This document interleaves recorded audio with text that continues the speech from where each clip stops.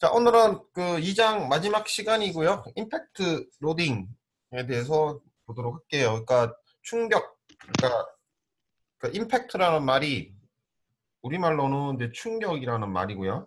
그래서 임팩트 로딩, 그러니까 충격 하중이에요. 그래서 일단 우리가 여러분들이 아는 것처럼 그 재료학에서는 기본적으로 정적인 하중이라는 거죠. 그러니까 뭐냐면 지난번에도 1장을 수업 안 했으니까 그때 뭐 설명을 못 드렸는데 재료 시험을 할 때 이 잡아당길 때 매우 천천히 잡아당겨요. 천천히 잡아야 당겨야 되는 거고 그거랑 그러니까 뭐냐면 여기 하중을 줄 때 천천히 주는 거랑 갑자기 팍 주는 거랑 두 개는 완전히 틀린 거동을 가지게 돼요. 그래서 예를 들어서 그 여기에다가 그 뭐냐 이렇게 천천히 누르는 거랑 이렇게 보세요. 이렇게 천천히 이렇게 누르는 거랑 이거를 이렇게 딱 때리는 거랑 이거는 두 개는 완전히 다른 그 현상을 가진다는 거 여러분들이 이해를 하셔야 되고요. 그래서 여기 책에서도 이제 다이나믹 로드라고 됐는데 우리가 일반적인 여기서 말하는 거 이외의 재료학에서 주는 하중들은 다 천천히 준다고 생각하시면 돼요.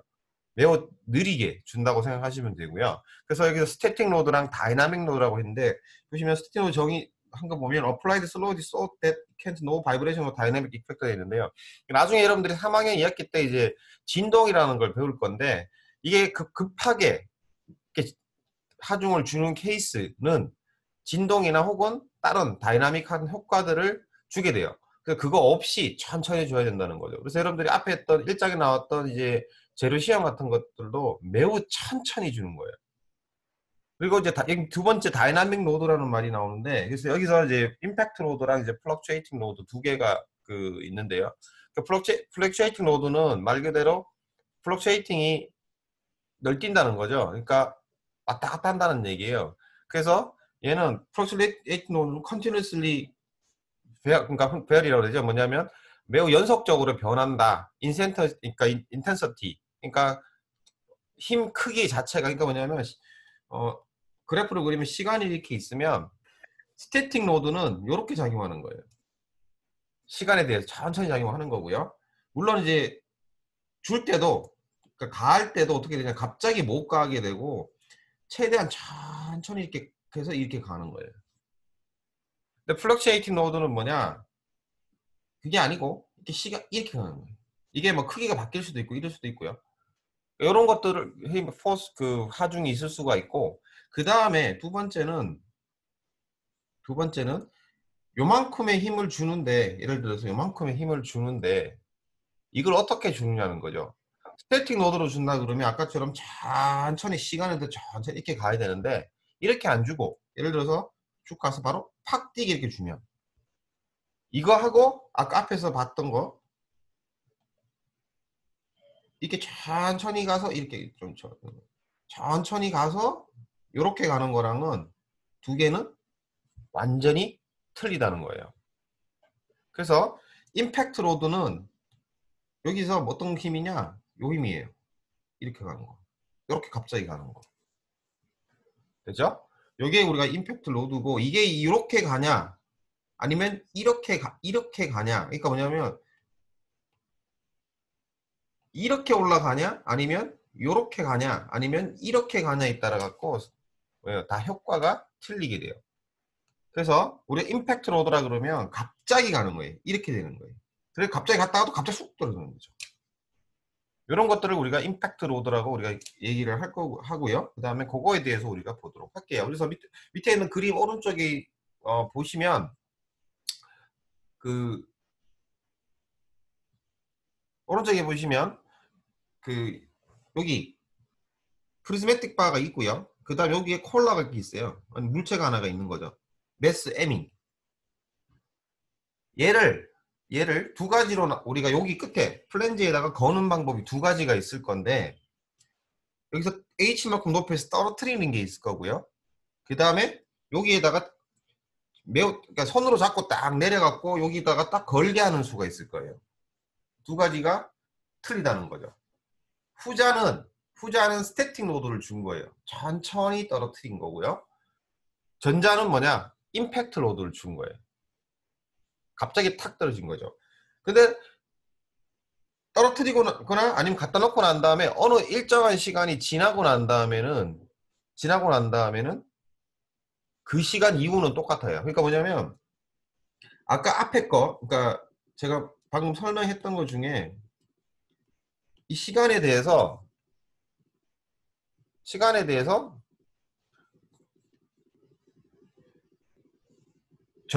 전자는 뭐냐? 전자는 요거예요. 다시 얘기하지만 얘가 쭉 떨어졌다가 이렇게 뭐야? 갑자기 팍 가는 케이스고요.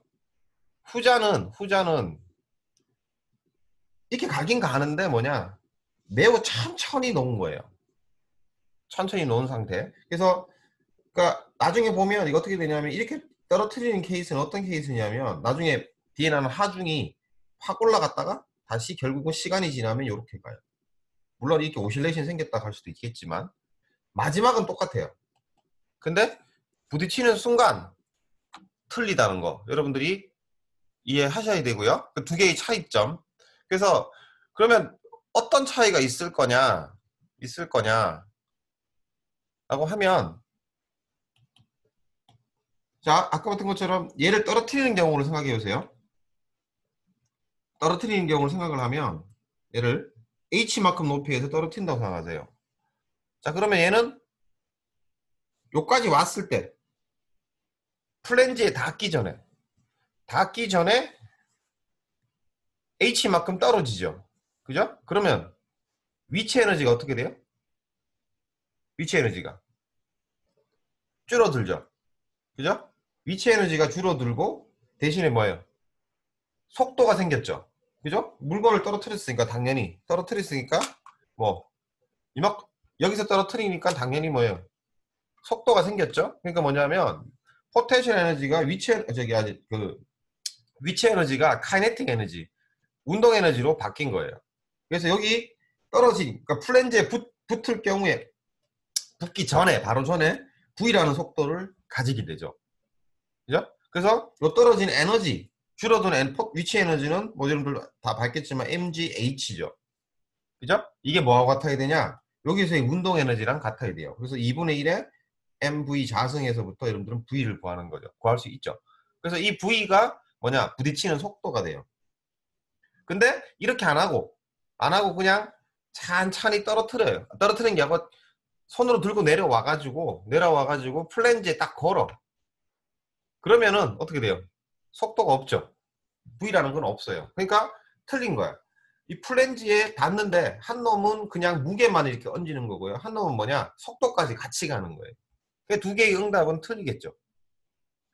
됐죠? 자, 그 다음에 그러면 이게 딱 부딪히는 거예요. 이렇게. 이 콜라가 떨어진다고 했을 때 얘가 딱 속도를 가지고 딱 부딪혀요. 부딪히고 난 다음에 많은 시간이 지나고 난 다음에는 얘가 어떻게 되세요? 이게 mg만큼 잡아당기는 거죠.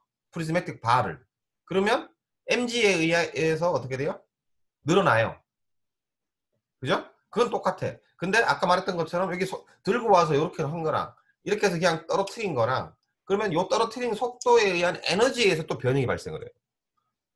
그러니까 밑에 나오는 것처럼 임팩트 하면서 부딪히면서 손실이 없다 그러면 손실이 발생하게 되는데 그 충격에 의한 손실이 발생을 하긴 하는데 충격의 손실이 발생하지 않는다고 치면 여기에 떨어지는 속도 이 속도가 다 뭐로 바뀌게 되냐?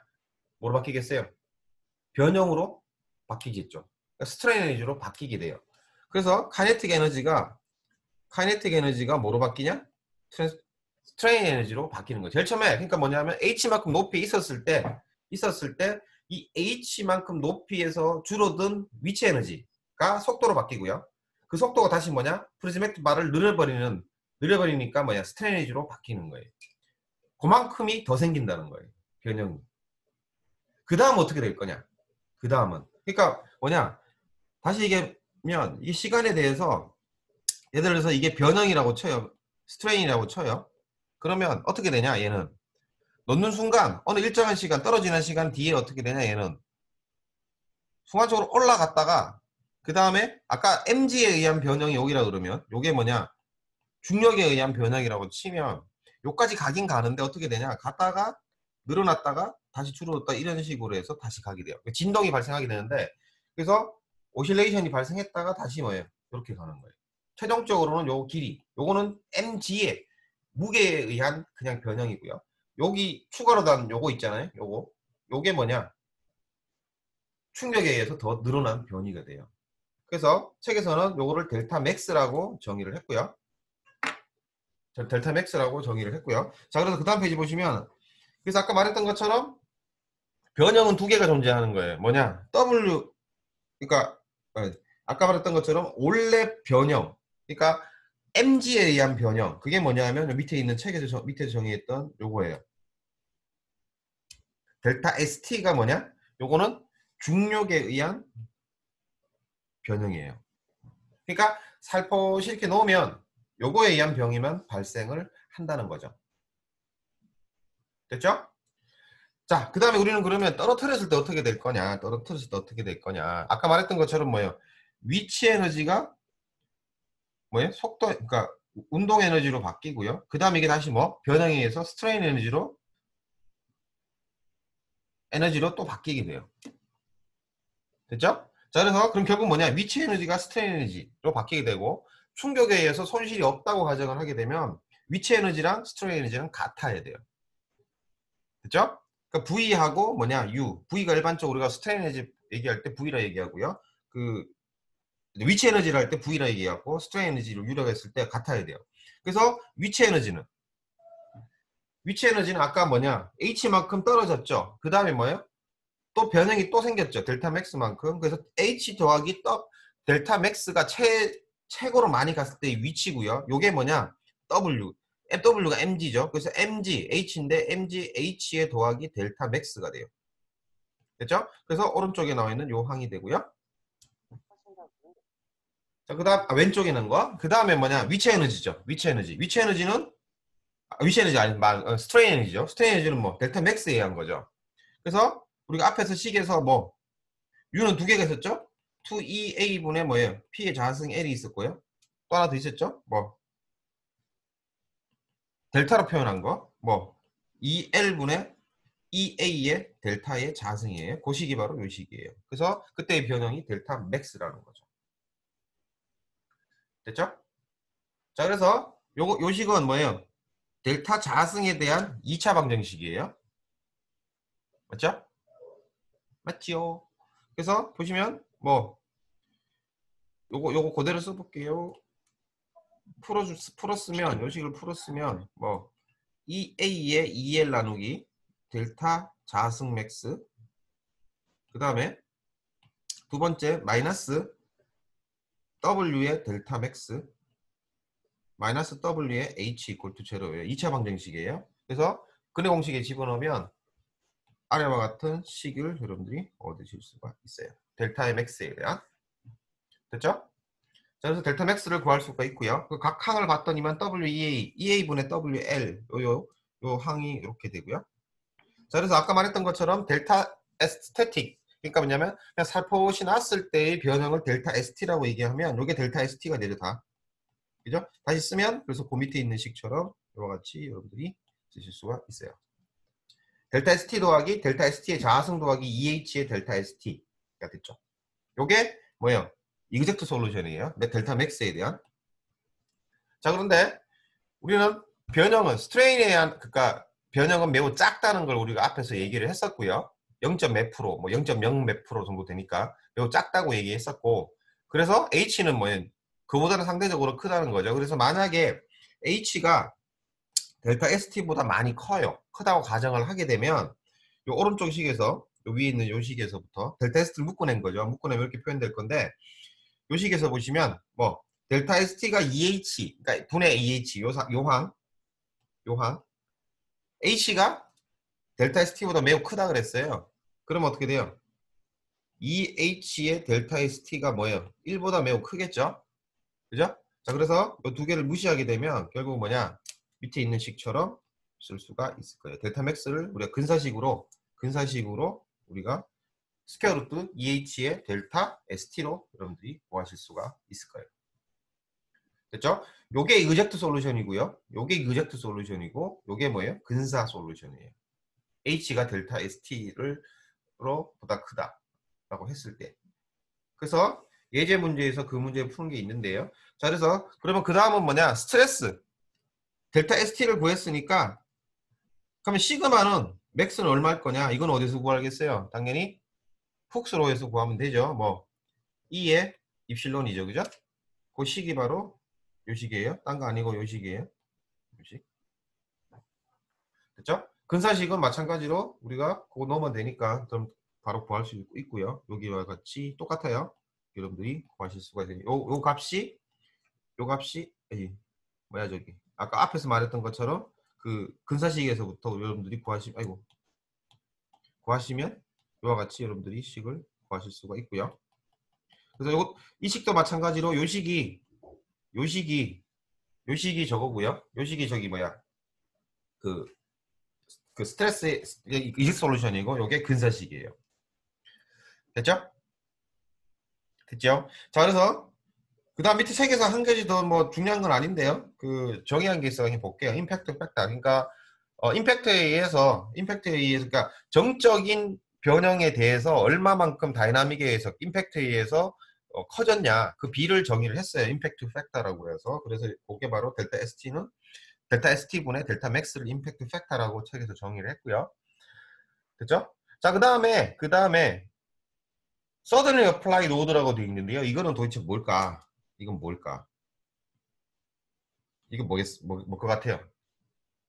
suddenly applied load라고 되어 있는데. 그거는 뭘까요?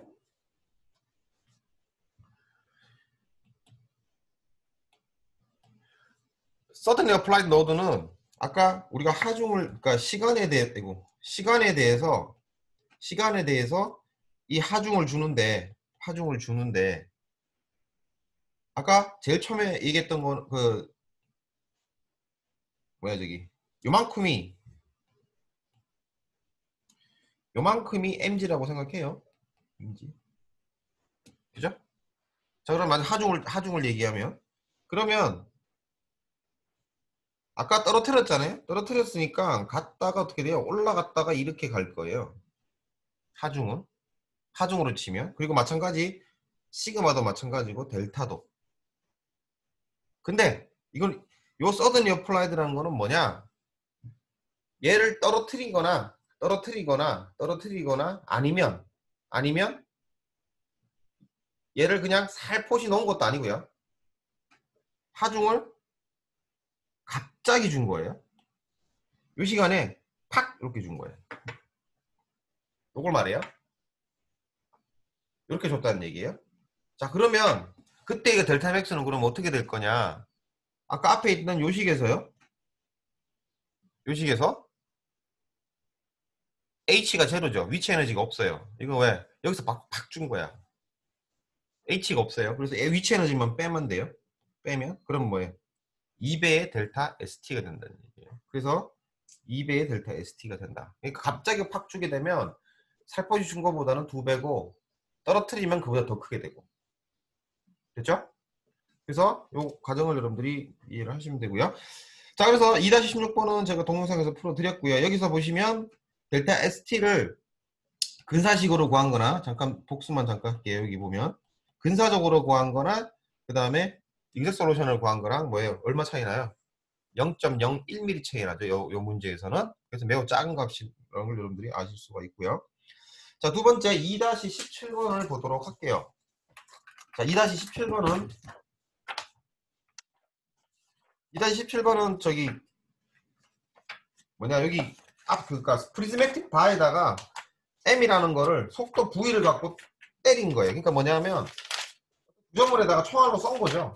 총알로 쏜 케이스고요. 자, 그러면 아까 말했던 것처럼 요거 운동 에너지는 얼마가 돼요? V니까 2분의 1의 M의 V의 자승이 될까? 요게 운동 에너지죠. 그죠? 그 다음에 이게 뭐와 같아야 돼요? 아까 뭐 운동 에너지를 T라고 보통 표현하고요. 이게 뭐 같아요? 스트레인 에너지 U와 같아야 돼요. 그래서 스트레인 에너지 U는 2L분의 뭐 EA의 델타의 맥스의 자승이에요.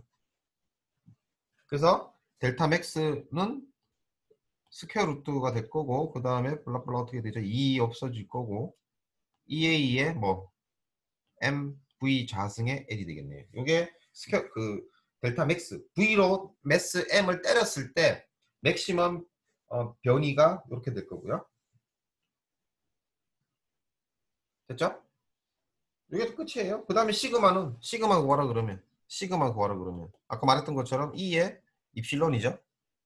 그죠? 근데 E의 입실론은 뭐 L이죠. 델타 맥스가 돼요. 이거 해주면 돼요. 그러면 시그마 맥스를 여러분들이 구하실 수가 있고, 여기 매우 쉬운 문제니까 여러분들이 보시면 될 거예요.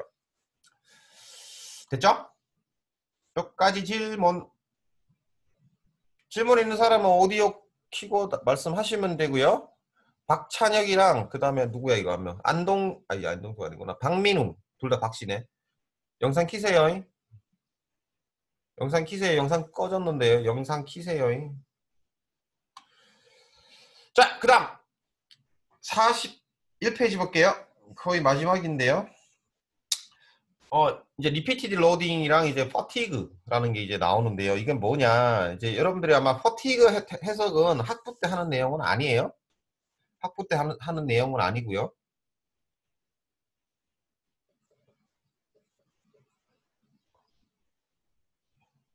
이게 영상에서 저기 사람들 이름이 안 나오는구나.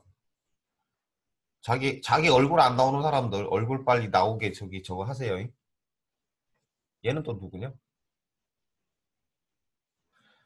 자, 그래서 리피티드 로드에서 퍼티그인데, 퍼티그는 여러분들이 학부 때는 퍼티그 해석을 할 일은 거의 없을 거예요. 없고요. 그 학부 과정도 아니고요. 근데 퍼티그는 매우 중요한 현상이에요. 그래서 여러분들이 이 시간에 퍼티그라는 거를 뭔지를 이해하고 이 장을 마치셔야 돼요. 매우 중요한 사항이고요. 왜냐하면 거의 모든 구조물들이 나중에 파괴가 일어날 때는 퍼티그로 일어난다고 보시면 돼요. 자, 그래서 이 퍼티그는 그러면 원인이 도대체 뭐냐를 먼저 보면, 우리가 항공기를 비교를 할게요. 항공기라 그러면 항공기 같은 경우에 대체적으로 진짜 예전에 문제됐던 부분도 됐던 것도 있고요. 뭐냐면 여러분들 항공기 타면 그 고도를 올리잖아요. 그래서 국제선 여러분들 롱플라이트를 타면 얼마까지 올라가요? 고도가. 뭐 관심이 없는 사람은 안 보겠지만 아마 대부분 화면은 키니까 아마 여러분들이 아마 볼 거예요. 아마 그 고도 같은 게 이렇게 나올 건데, 그 고도를 보시면 요즘은 거의 많이 올라갈 때는 12km까지 올라가요. 그러니까 12,000m죠. 12,000m까지 올라가고요. 그럼 12km, 11km에서 12km 사이에 보통 롱플라이트는, 그러니까 뭐 10시간씩 가는 이제 대륙간으로 가는 이제 그 비행기들은 12km 정도 올라가고요. 11에서 12km 정도 올라가고, 여러분들이 아마 제주도 갈 때는 한 8,000m 정도까지 올라갈 거예요. 자, 어쨌든 지상보다 올라갈수록 어떻게 돼요? 기압이 떨어지죠. 그죠? 기압이 떨어지죠. 자, 그럼 어떻게 돼요? 여러분들이 원래 8,000m까지 올라가면 마스크 써야 돼요. 마스크 쓰지 않으면 몇 초 내에 기절해요. 그 산소가 없어가지고. 근데 여러분들은 계속 숨을 쉬고 있잖아요. 그죠? 자, 그거는 왜 그랬을까? 우리가 여압이라 그러는데, 프레셔라이즈드 캐빈이라고 그래갖고, 여러분들이 여압실이 있기 때문에. 뭐냐면은 항공기 안에, 동체 안에 여기에는 압력이 요 바깥쪽에 압는 대기압 압력보다는 뭐예요? 높게 돼요. 그러니까 여러분이 살 수 있게 압력을 유지시켜 주는 거예요. 그러니까 밀폐가 돼 있는 거죠. 그거는 안에 있는 이제 비행기에 있는 그 여압 장치가 그 압력을 맞춰줘요. 그래서 그렇지만 근데 여러분들이 또 하나 아는 거는 또 뭐냐, 상식적으로 아는 거는 비행할 때 물을 먹고 난 다음에 그 물에 이제 그 뭐죠? 그 플라스틱 병 있죠? 그걸 마개를 막아요. 그 다음에 착륙하면 어떻게 돼요? 그 찌그러져 있죠. 그죠? 아마 그런 것들을 아마 봤을 거예요. 그거 왜 그러냐? 거기 보면 뭐냐? 여기 압력보다 땅의 압력, H 꼴 제로일 때의 이 압력이 뭐 더 크다는 거야. 이게 더 크다는 거예요. 그러니까 당연히 뭐예요? 더 낮은 압력에서 이렇게 유지하고 있던 게 내려가니까 눌렀잖아요. 눌러니까 이게 찌그러져 버리는 거죠. 자, 그러면 결국은 뭐냐? 1기압이, 우리가 여기가 1기압이라 그러면 1기압이면 여기는 1기압이 아니에요. 보통 0.8 정도 맞춰놓고 0.8, 0.7 정도로 맞춰놓고 0.7, 0.8까지는 사람들이 안 죽어. 안 죽는 게 아니라 기절도 안 해요. 마스크 없어도 살 수 있어요. 그래서 고압력에서는 이제 사람들이 그냥 있을 수 있죠. 근데 그게 뭐냐? 몸에는 피로가 가요. 그래서 여러분들이 한번 비행기 타면 오래 가는 것뿐만 아니라 더 필요한 게 뭐냐면 압력이 낮게 되는데 어쨌든 요 상태고요. 그럼 그 얘기는 뭐냐면 한번 올라갔다가 올라갔을 때 얘가 풍선처럼 부푸는 거야 이렇게. 왜? 압력이 안에가 더 크니까. 내려오면 다시 압력을 1기압으로 맞춰주겠죠. 그러면 왜? 다시 줄어드는 거야. 또 올라가면 늘어났다가 또 줄어드는 거야. 그 얘기 뭐냐면 비행기가 한 번 떴다가 내릴 때마다 뭐예요? 이 여합실은 풍선이 부풀었다가 줄었다가 부풀었다가 줄었다는 거예요. 그렇죠? 그래서 얘가 요와 같이 첫 번째 그림과처럼 지상에 있을 때는 힘이 없어요. 이 동체가 부풀려고 하지 않아. 왜? 밖에 안에 다 일기압이니까. 근데 올라가면 나가려고 하는 힘이 쫙 발생을 해요. 얼마만큼? 한 0.6기압에서 0.7기압까지. 0.8, 그러니까 0.6기압에서 0.5기압 정도 될 거예요. 그 정도까지 부푸는 거예요. 그 다음 다시 내려오면 다시 원위치. 예? 예, 이렇게 되는 거예요. 그죠? 자, 그리고 뭐 표현하기가 거시기하긴 하지만 여러분들이 아마 예를 들어서 체벌을 한다고 그랬을 때요. 체벌을 한다고 그랬을 때 그냥 세게 한 방 탁 때리는 거랑 세게 한 방 때리는 거랑 그거에 한 반 정도의 힘 가지고 계속 때려. 1초마다. 1시간 동안. 얻은 게 괴롭겠어요. 사람마다 틀리긴 하지만 저 같으면 그냥 한 방 세게 맞고 아마 말 것 같아요. 그게 덜 피곤할 것 같은데 뭐 여러분 아마 그게 대체적일 거고요. 그게 뭐냐면 큰 힘으로 한 방 딱 때리면 끝나잖아요. 근데 작은 힘으로 계속 때리는 거예요. 이렇게. 그걸 한 1년 동안 때린다고 쳐봐요. 안 쉬고. 미치겠죠, 사람은. 똑같아요. 구조물도. 그래서 이런 반복적인 하중을 우리가 리프티드 로드라고 했는데 또 다이나믹이 빠른 건 좀 틀리고요. 다른 건 또 다른 문제인데 그보다 더 심각해지는데 일단은 여기서 말하는 거는 천천히 이렇게 돼요. 그래서 항공기 같은 경우는 아까 말했던 것처럼 대체적으로 여합실은 한 번 비행할 때마다 한 번 부풀었다가 내려오고 한 번 부풀었다가 내려와요. 그 하중이 계속 반복적으로 작용을 하고요. 그 다음에 날개도 여러분들이 보시면 날개도 어떻게 돼요? 하늘에 올라가면 그냥 뭐 공기가 깨끗하고 조용할 때는 그냥 날개가 이렇게 쭉 있지만 여러분들이 이제 빛이 흔들릴 때 있잖아요. 터블런스 오든지 했을 때. 그럼 어떻게 날개가 막 흔들리죠 이렇게. 빠르진 않지만 보통 한 2, 3Hz로 이렇게 흔들려요 이렇게. 자, 그럼 어떻게 돼요? 하중이. 원래 날개 항공기가 떠 있는 거는 양력하고 그다음에 중력이 같은 거니까 날개 기본적으로 이렇게 변형이 돼 있어요.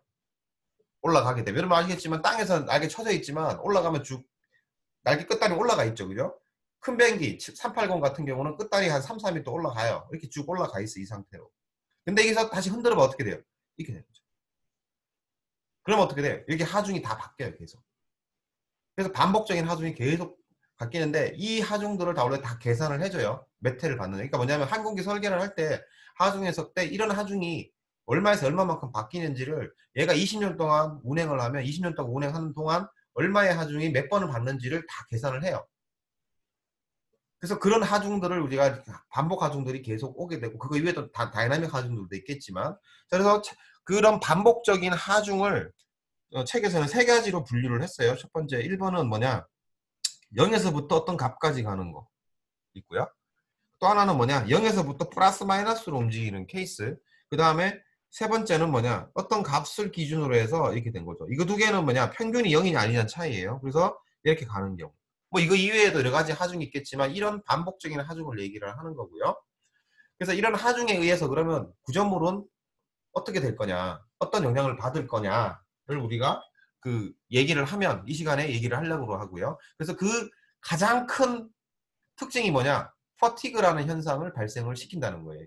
요거 우리말로 뭐냐면 피로예요. 피로하는 현상, 그러니까 퍼티그라는 현상을 발생시키는데 옆에 갈로에서 프로그레시브 프랙처라고 그랬죠. 프랙처는 깨지는 걸 말하는 거고요. 파기 일어나는 거, 페일로 일어나는 거고요. 프로그레시브는 뭐예요? 점진적인 거죠. 점진적인. 그러니까 뭐냐면 아까 여합실 같은 경우에 실제로 일어난 사건이고요. 그거는 그 항공기에서 실제로 일어난 사건이에요. 일어난 사건이고요. 뭐냐면 아까 여합실 얘기했을 때 그러니까 이런 동체 바디가 있어요. 아까 말했던 것처럼 항공기가 이제 빨라지면서 그러니까 뭐냐면 2차 대전까지는 여러분들이 영화 같은 거 보면 진주 뭐 이번에 미드웨이도 보시면은 그 미드웨이 그 영화도 보시면은 조종사들이 위에 올라가서는 마스크를 쓰잖아요. 창문도 다 열어놨어요. 그러니까 여합실이 없어요. 근데 전쟁이 끝나고 난 다음에 이제 제트 엔진이 발전하고 난 다음에 그 이제 사용하 민간에서 사용하고부터 뭐냐 여객기가 나왔죠. 근데 제트기를 사용하려면 결국은 이제 더 높은 곳으로 올라가요. 올라갈 수 있기 때문에. 왜냐면 이제 항공기가 왜 높은 데서 나르겠어요? 저항 줄이기 위해서요. 왜? 시끄러운 거 이런 거 다 나중 문제고 저항을 줄이기 위해서요. 왜? 위에는 밀도가 낮기 때문에 공기역학적인 저항이 줄어들어요. 그래서 위쪽으로 나르는데 대신에 뭐냐? 사람이 못 사는 압력이 되는 거죠. 그래서 그거를 여러분들이 옛날 2차 대전 폭격기에서는 조종사들은 다 마스크 썼지만 여객기는 그럴 수 없으니까 뭐냐? 여합실을 만든 거예요. 그러니까 올라갈 때 부풀었다가 내려오는 거예요. 그래서 그 하중을 알 거 아니에요. 계산이 되잖아요. 그 하중이 10이야. 10이라고 쳐요. 근데 그보다 예를 들어서 한 1.5배의 세이프티 팩터를 줘가지고 한 15를 주면 안 깨지는 거죠. 그래서 실험을 해요. 실제적으로 여기다가. 실험을 해. 그럼 뭐 안 깨져요. 당연히 안 깨지겠죠. 10에서 깨지게 솔직히 그 하중인데 15를 견디게 줬으니까 안 깨지죠. 근데 이게 이 비행기가 올라가서 운항하다가 어느 날 갑자기 비행기가 사라진 거예요. 블랙박스도 없었을 때. 사라진 거야. 비행기가. 추락한 거죠, 결국은. 그걸 조사하다 보니까 이 피로라는 현상을 발견하게 된 거예요. 그때 가장 문제됐던 게 뭐냐? 이 동체 자체 문제된 게 아니고요. 여러분들 창문, 항공기 창문이 다 어떻게 돼 있어요? 다 둥글게 돼 있죠. 절대 모서리 없죠. 항공기에서 여러분들 항공기 문도 마찬가지예요. 문도 사각형이 아니죠. 어떻게 돼요? 요 끝에 이렇게 뺑 둘러돼 있죠. 요런 식으로 돼 있죠. 왜 이러냐? 이런 반복 하중을 받았는데 제일 먼저 깨지는 부분이 어디냐? 사각형으로 만들었더니만 2차 대전 전 비행기랑 2차 대전 후 비행기랑 찾아보시면 유리창이 사각형이냐 아니면 둥근냐 차이가 나요. 그러니까 이 사건 이후로는 창문을 절대 사각형으로 만들지 않아요. 왜냐하면 이 반복 하중을 받는데 가만히 있어도 뚜뚜 깨질 건데 뭐냐? 여기 사각형이기 때문에 여기에서 뭐냐? 응력 집중이 발생을 해요.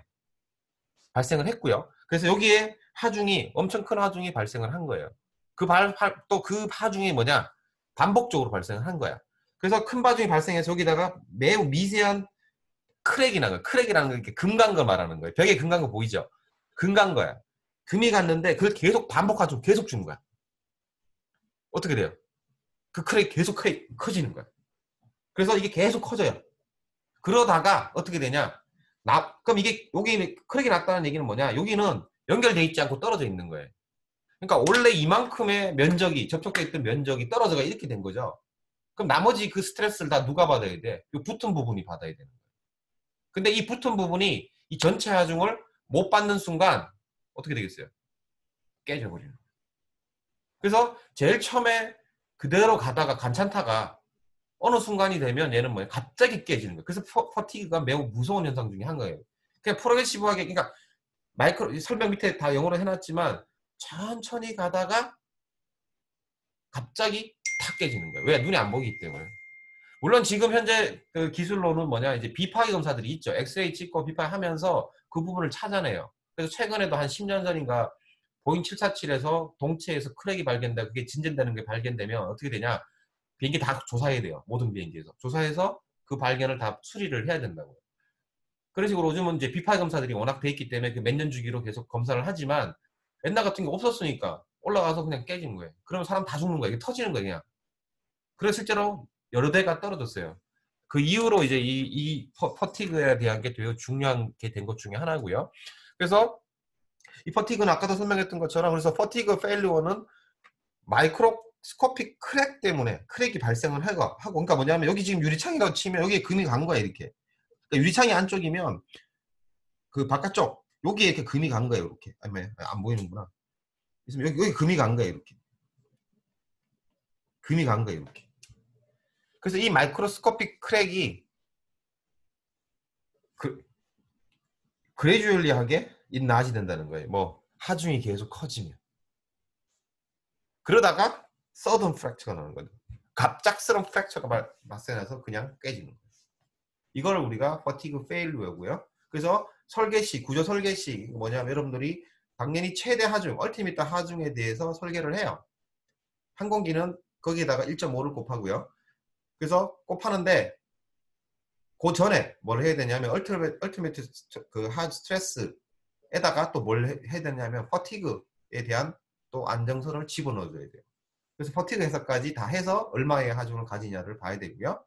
밑에 있는 그림은 SN 다이어그램에서 그 퍼티그의 매우 중요한 그림이고요. 뭐냐면 아까 스트레스하고 뭐예요? 넘버 오브 사이클 투 페일루어. 그러니까 뭐냐면 페일루어가 프랙처가 일어나는 반복 하중의 개수를 말하는 거예요. 숫자를 말하는 거예요. 자, 그래서 예를 들어서 여기 0이라는 얘기는 뭐냐? 한 번 줬을 때. 그러니까 뭐냐면 최대 하중을 줬을 때, 그러니까 얼티미트 줬을 때 여기서 깨지는 거예요. 근데 얘를 그거보다 또 작은 힘으로 한 요만큼 횟수를 줬어요. N1만큼 줬어. 그럼 그때 깨지는 거예요. 그러니까 뭐냐면 얘를 요만큼의 스트레스를 주고 계속 반복을 해요. 그래서 퍼티그 테스트는 매우 시간이 많이 걸리고 지루한 거예요. 뭐냐면 그래서 항공기 개발할 때 퍼티그 테스트는 6개월에서 1년 정도 걸려요. 왜냐면 이게 빨리 주지도 못해. 대체로 보통 아마 1Hz 정도로 줘요. 1초에 한 번 정도 하중을 줘요. 왜? 이걸 빨리 주면 당연히 빨리 끝나겠죠? 근데 이건 다이나믹 로드라서 또 틀려지는 거예요. 이 진동 하중이라서 또 다른 문제고요. 퍼티그는 정적인 하중을 천천히 탁 주는 거예요. 이렇게 한 번, 두 번, 세 번, 네 번 이런 식으로. 그러니까 3,600번을 주려면 1시간이 걸리는 거예요. 3만 번이면 10시간이고요. 30만 번이면 뭐예요? 100시간이 되는 거예요. 그래서 그런 식으로 시간이 많이 걸리고 계속 주는 거예요. 줬을 때 다 깨지는 순간 있죠? 그 순간이 바로 이 순간이에요. 그리고 두 번째는 또 더 작은 힘으로 또 계속 또 가진을 이걸 하는 거예요. 계속. 그러면 여기서 깨진 거예요. 그러면 N2죠. 그 다음에 아무리 해도 안 깨지는 때가 있어요. 여기까지가. 이거는 뭐냐? 얘는 아무리 줘도 안 깨. 요 밑으로는 뭐냐? 아무리 줘도 안 깨져요. 뭐 이걸 그렇다고 해서 100만 번, 200만 번, 뭐 1000만 번 했겠지만 몰라. 무한대가 가면 모르겠지만 일단 무한대가 갈 일은 없을 거고. 그러니까 예를 들어서 100만 번 줬을 때 안 깨지는 거예요. 이 밑으로는 더 이상 그보다 작은 거는 이 밑에 하중에서는 뭐냐? 안 깨지는 거예요. 요 그림을 그린 게 뭐냐? SN 다이어그램이고요. 다시 얘기하지만 요 하중에서는 한 번 주면 안 깨져요. 한 번 주면 안 깨지는데 요 하중에서는 한 번 주면 절대 안 깨져요. 근데 뭐냐? N2만큼 주면 깨져버리는 거죠. 그래서 항공기가 설계를 할 때 여기를 설계하면 가장 좋은 거죠. 요 밑에를 설계하면. 그죠? 근데 그렇게 하면 어떻게 되겠어요? 항공기는 무거워요. 항공기는 설계할 때 가장 중요한 거, 항공기 설계가 매우 뭐 자동차나 기계 설계보다 매우 더 엄밀하게 하는 이유 중에 하나는 항공기는 뭐예요? 무게가 결국은 돈이고 모든 것을 좌우를 해요. 그렇기 때문에 항공기를 일단 가볍게 설계해서 매우 안전율도 낮게 되고요. 그래서 만약에 여기 설계하면 돼요. 근데 이 항공기가 이 하중에서 뭐냐? 한 요만큼밖에 안 해. N0만큼밖에 하중을 안 받아요. 이 평생 20년 동안. 그러면 여기에 맞게 설계를 하는 거야. 그렇죠? 그래서 요까지밖에 안 간다. 요까지밖에 안 갈 거다. 횟수가. 그러면 요만큼만 하중을 대해서 설계를 하면 되는 거예요. 그렇죠? 그래서 이 SN 다이어그램은 페일리어 스트레스하고 그 다음에 넘버 오브 사이클, 그러니까 하중을 준 사이클과의 이제 그림을 주고 여기서부터 우리가 퍼티그 리미트를 여러분들이 찾는 거예요. 설계는 무조건 여기 맞추는 거 아니라는 거 여러분들이 알아놓으셔야 되고요. 거기에 맞게. 그래서 먼저 뭐를 해야 되냐? 하중 해석을 먼저 해야 되는 거예요. 항공기 설계를 할 때 하중 해석을 먼저 하고 난 다음에 이 하중을 몇 번 받을 거냐를 결정하고 난 다음에 그 다음에 설계를 더 추가적으로 해야 되는 거예요. 얼마 안전을 더 줘야 되냐를 여러분들이 판단을 하셔야 되고요. 됐죠?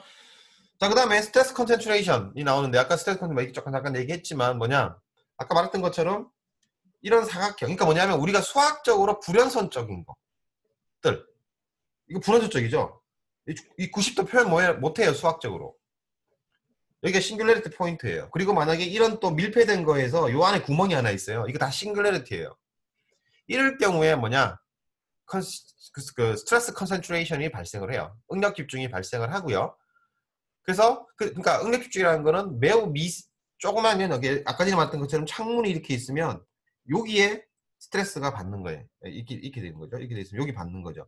요 일부분에 주위보다 훨씬 큰 스트레스가 받는 이 현상을 우리가 응력 집중이라고 얘기를 하고, 그래서 이런 것들은 다 대부분 불연속적이면서 발생을 해요. 매우 작은 영역에서. 그리고 우리가 하중을 줄 때 앞에서 균일한 스트레스, 유니폼한 스트레스 상태가 되기 위해서는 앞에서 뭐라 그랬어요? 우리가 도심에 줘야 된다 그랬죠? 그 도심이 여기 줘야 돼요. 여기 도심에다가 줘야 돼. 여기다 줘야 되는데 그럼 한 포인트로 주라는 얘기잖아요. 아니면 전체로 같이 딱 밀착되게 주든가. 그건 사실 불가능하고, 하중을 주다 보면 결국은 뭐냐, 한 포인트에 주게 될 수밖에 없어요. 그러면 방향이 여기도 뭐냐, 여기에 응력집중이 발생해서 원래 우리가 유니폼하게 발생한다고 그랬는데 여기가 뭐예요, 응력 발생에 더 큰 하중이 이렇게 발생할 수가 있다는 거예요. 실적이 되고요. 그래서 세인트 버나드 프린스플은 뭐냐면 요게 폭이 B예요. 그래서 B만큼 지났을 때는 뭐냐, 유니폼하게 작용을 한다라고 우리가 가정을 하는 게 세인트 버나드 프린스플이라고 해서 우리는 앞으로는 이렇게밖에 얘기하지 않겠지만 실제로는 요 사이 안에서는 요러한 뭐예요, 스트레스 응력 집중이 발생을 한다는 거예요. 응력 집중이 왜 무섭냐? 나는 이렇게 설계를 했단 말이에요. 이렇게 설계를 했어요. 근데 실제로는 뭐예요? 그보다 큰 영역이 발생을 해버렸죠. 요게 문제인 거예요. 요게. 그죠? 더 큰 영역이 발생했죠. 이거는 문제가 안 되죠. 깨지진 않아요. 근데 여기는 깨질 수가 있죠. 그래서 응력 집중이 더 무서운 것 중에 하나가 바로 그런 현상 때문에 발생을 하는 거예요. 그래서 뭐냐면 아까 말했던 것처럼 요압 때 여기가 뭐냐, 응력 집중이 발생하니까 여기 크랙이 발생하는 거예요. 이렇게 발생해버리는 거예요. 그게 이제 나중에 계속 반복 하중 때문에 계속 진전이 되는 거죠. 됐죠? 여러분들은 아마 기억이 안 날 건데요. 저기 어디죠? 합정역 다음에 2호선 다음에 그게 뭐야? 무슨 철교죠? 당산철교. 여러분들이 몇 년생인지 잘 모르겠는데 90년생인가? 90년생이었으면 아마 여러분들 저기 이제 애길 때 건데, 당산철교, 그러니까 성수대교 무너진 건 아마 어디서 들었을 거예요. 아마 모르시면 아마 성수대교 쳐보면 나올 건데, 성수대교 무너지고 난 다음에 새로 만들었죠. 새로 원래 있던 다리를 새로 만든 게 하나가 더 있어요. 성수대교뿐만 아니라 그게 뭐냐면 당산철교예요. 당산철교가 원래 이제 트러스 구조로 돼 있었는데 그거를 이제 다 해체하고 다시 만든 게 지금 당산철교예요. 그러니까 지금 철교예요. 왜 그랬냐? 성수대교 무너지고 난 다음에 모든 다리를 다 조사를 했을 때 당산철교에서 뭐냐, 군데군데 크랙이 발생을 한 걸 발견을 했어요. 이게 뭐냐면 이런 구조물이 있으면 여기 크랙이 발생해 이게 계속 진전이 돼요. 그럼 이걸 줄이는 방법은 뭐냐? 여기다 구멍을 뚫어요. 그러면 가다가 요게 뭐냐? 요 스트레스가 분포가 돼가지고 크랙이 일단은 보통 일반적으로 안전할 거면 일반적으로 서요. 근데 요걸 뚫었는데도 어떻게 됐냐? 요걸 여기서 또 깨진 거죠. 그럼 이 구조물은 못 견뎌요. 이거는 결국 끝까지 가는 거예요. 그러니까 어떻게 했냐? 조사를 해보니 도저히 이건 안 되는 거예요. 안전진단을 하니까. 그래서 이걸 어떻게 했냐면 다시 해체하고 다시 만든 게 현재의 당산철교예요. 2호선이 그래서 몇 년 동안 끊겼었어요. 합정역하고 당산역인가 거기 사이가 끊겼다. 한강 넘어가는 길이 끊겼었어요. 없었죠. 근데 지금은 이제 연결돼 있지만 그 당시에는 그랬죠. 그래서 이 퍼티그라는 게 이런 응력 집중 때문에 한 군데 발생을 하게 되면 계속하는 이런 현상이 발생을 하고요. 자, 그래서 그 다음에 나와 있는 것도 마찬가지, 이제 그걸 줄이기 위해서 어떻게 하냐. 그 전에 이제 구멍 뚫힌 케이스도 볼게요. 이 구멍 뚫힌 케이스를 보면 구멍 뚫혔으면 뭐예요? 원래 여기서 봤던 하중이 이만큼이면 여기서는 당연히 뭐예요? 면적이 줄었으니까 더 큰 거는 맞아요. 맞죠? 더 큰 거는 맞죠? 요거보다는 아니 좀 더 크게 돼요. 이렇게 돼 있죠. 이렇게 될 거예요. 이만큼 더 크게 돼요. 근데 실제로는 이거보다도 더 크다는 얘기예요. 맥시멈이. 어떻게 되냐? 실제로는 이것도 아니고요. 어떻게 되냐면 이런 식이 돼요.